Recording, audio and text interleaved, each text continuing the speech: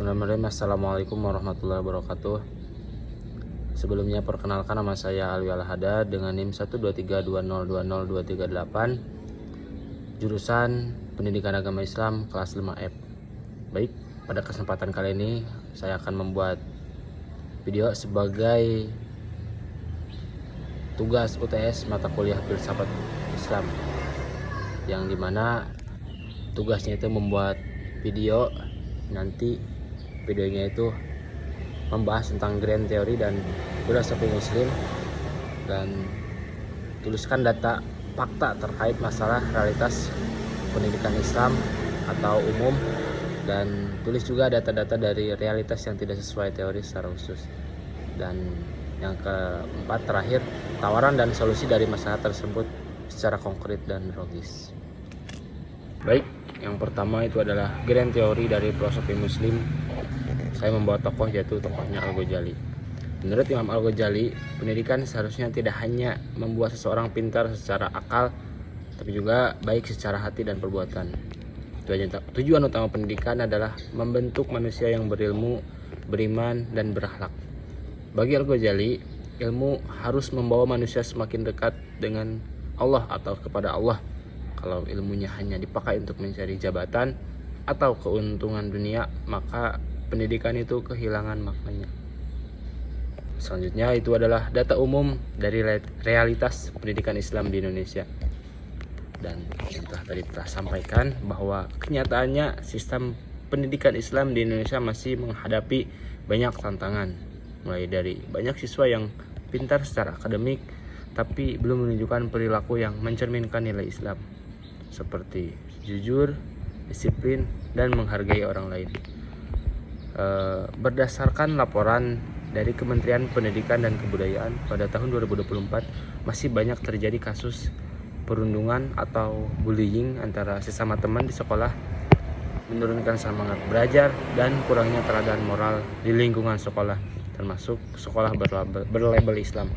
Hal ini menunjukkan bahwa pendidikan di Indonesia masih lebih fokus pada hasil belajar atau yang disebut dengan nilai dan prestasi daripada pembentukan karakter dan akhlak.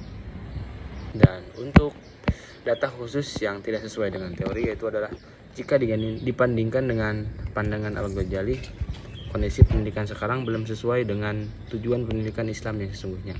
Contohnya, banyak lembaga pendidikan Islam yang masih menilai keberhasilan siswa hanya dari ujian akademik, bukan dari sikap dan akhlak.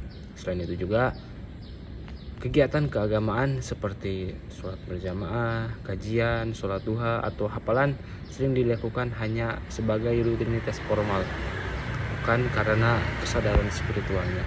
Hal ini menandakan bahwa pendidikan kita masih belum menumbuhkan hubungan antara ilmu dan iman seperti yang dianjurkan oleh Al-Ghazali atau yang diajarkan oleh Al-Ghazali. Terus ada beberapa solusi yang mungkin saya ketahui dari terhadap latar belakang permasalahan tersebut, yaitu adalah ada beberapa yang tercantum. Saya menguraikan ada 4 tawaran dan solusi konkret dan logis gitu, agar pendidikan di Indonesia ini kembali sesuai dengan nilai-nilai Islam seperti yang diajarkan Al-Ghazali. Perlu dilakukan beberapa langkah. Mulai dari yang pertama, perbaikan tujuan pendidikan. Nah, tujuan pendidikan itu harus bukan hanya mengejar nilai tertinggi, tapi membentuk karakter dan moral. Maka dari itu, perbaikilah tujuan pendidikan supaya nanti lebih ditekankan tentang karakter dan moral siswanya. Yang kedua adalah guru harus menjadi teladan akhlak, bukan hanya pengajar. Di sekolah guru bukan hanya pengajar, tetapi juga pembimbing spiritual bagi murid-muridnya. Contohnya memberikan teladan yang baik terhadap murid-muridnya.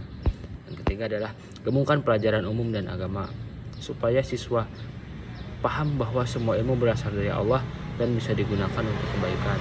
Jadi karena yang saya lihat pada sekarang juga gitu, ilmu agama itu di sekolah itu cuman ada beberapa jam dalam seminggunya. Maka dari itu perlu adanya dengan gabungan pelajaran umum atau pelajaran umum dengan ilmu agama, supaya nanti banyak belajar agamanya. Dan yang terakhir adalah ciptakan lingkungan sekolah yang religius dan beradab, seperti membiasakan salam, sholat berjamaah, gotong royong, dan sikap saling menghormati. Dengan langkah-langkah yang telah tadi saya uraikan, ini pendidikan Islam di Indonesia bisa kembali menjadi pendidikan yang mendidik akal sekaligus hati, sesuai dengan semangat filsafat pendidikan Al-Ghazali. Baik, mungkin segitu yang bisa dapat saya sampaikan. Kurang lebihnya mohon dimaafkan. Akhirul kalam, wallahul muwaffiq ila aqwamit thoriq. Wassalamualaikum warahmatullahi wabarakatuh.